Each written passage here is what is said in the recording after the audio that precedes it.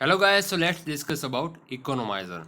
An economizer is a heat exchanger device which is used to raise the temperature of feed water.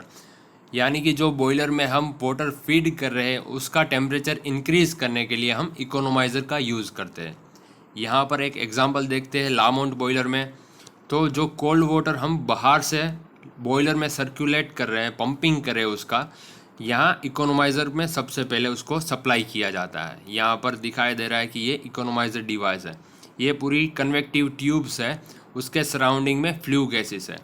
नीचे यहाँ पर देखें कि combustion chamber में से जो फ्यूल को हमने बर्न किया है उसके कारण यहाँ फ्लू गैसेस जनरेट होंगे। सो नीचे से ऊपर तक फ्लो हो रहे हैं।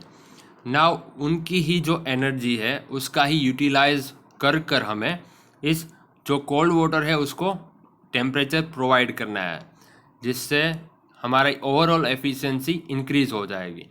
अगर यहाँ देखें तो जो फ्लू गैसेस नीचे से ऊपर है, यहाँ उसका टेम्परेचर, फ्लू गैसेस का temperature around 350 degree Celsius to 450 degree Celsius होता है। यानी कि उसमें काफ़ी हीट एनर्जी है।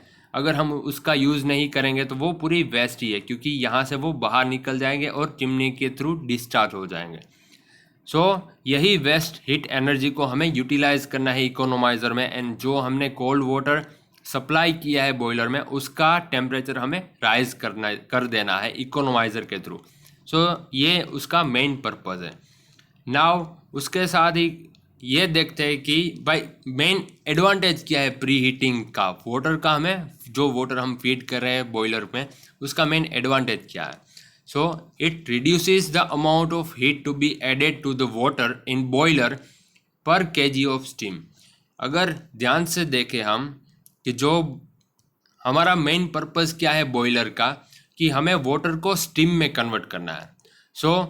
पहले से ही कोल्ड वाटर अगर हॉट वाटर में कन्वर्ट हो चुका है, उसमें हमने थोड़ी हीट प्रोवाइड कर दी है इकोनोमाइज़र के थ्रू, तो वो जब यहाँ जो ये रेडिएंट सुपर हीटर है and as well as convective super heater में जो हॉट वाटर पहुँचेगा, उसको हमें थोड़ी कम हीट एनर्जी प्रोवाइड करनी है। वो डायरेक्ट ही जो स्टीम है उसमें कन्वर्ट हो जाएगा, वाटर डायरेक्ट स्टीम में कन्वर्ट हो जाएगा, क्योंकि हमने ऑलरेडी इकोनोमाइज़र के थ्रू थोड़ी हीट एनर्जी प्रोवाइड कर दी है।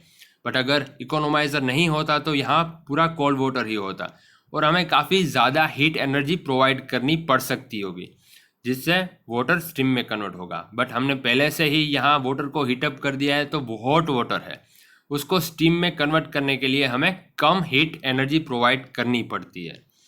एंड उसके साथ ही अल्टरनेटली हम क्या कह सकते हैं, we can say that the rate of steam evaporation rises for the same rate of heat supplied from the burning of the fuel. यानी कि सेम फ्यूल का बर्निंग में हमें जो हमारा इवापोरेशन रेट है स्टीम का वो इंक्रीज हो चुका है, क्योंकि हमें थोड़े कम समय में हमें स्टीम का प्रोडक्शन मिल रहा है, स्टीम मिल रही है थोड़े कम समय में ही, क्योंकि पहले से ही हमने हीट एनर्जी वाटर को प्रोवाइड कर दी है। जब वो बॉयलर में अंदर आएगा, जो सारे सुपर हीटर्स है उसमें आएगा स्टीम में कन्वर्ट होने के लिए, तो उसे हमें कम एनर्जी प्रोवाइड करनी है और वो कम समय में स्टीम में कन्वर्ट हो चुका होगा कंपेरेटिवली विथ इकोनोमाइज़र ना हो ऐसे बॉयलर में। नाउ आगे यहाँ एक डायग्राम है, जैसे वाटर वो यहाँ ये सारी पाइप से उसमें सर्कुलेट हो रहा है और उसके बाहर निकल जा रहा है, तो उसके सराउंडिंग में यहाँ पर हॉट फ्लू गैसेस है जिनकी एनर्जी को ये वाटर एब्जॉर्ब करेगा और वो हॉट वाटर में कन्वर्ट हो जाएगा, यानी कि उसका टेम्परेचर इंक्रीज हो जाएगा। ये मेन यहाँ पर एडवांटेजेस है कि improved overall efficiency and approximately 1% rises in efficiency पर 5 degree Celsius rise in the feed water. यानी कि जो वाटर हम फीड कर रहे हैं उसका 5 डिग्री सेल्सियस उसमें अगर टेम्परेचर राइज होगा तो ओवरऑल एफिशिएंसी 1% जितनी इंक्रीज हो जाएगी। It reduces the thermal stresses due to the reduce the temperature differential in boiler.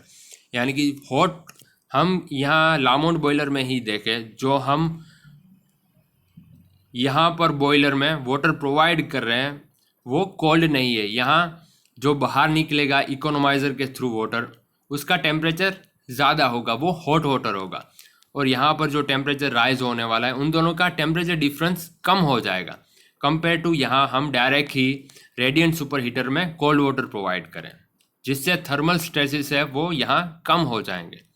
Now यही मेन यहाँ वर्किंग है इकोनोमाइज़र का, कि जो वाटर हम फीड कर रहे हैं उसका टेम्परेचर हमें बढ़ाकर इंक्रीज कर कर सप्लाई करना है बॉयलर में, जिससे यहाँ वाटर का स्टीम में कन्वर्जन करने के लिए हमें कम स्टीम प्रोवाइड करनी पड़ती है, एंड हमारा इवोपोरेशन रेट है स्टीम का वो इंक्रीज हो जाएगा। And all the best guys,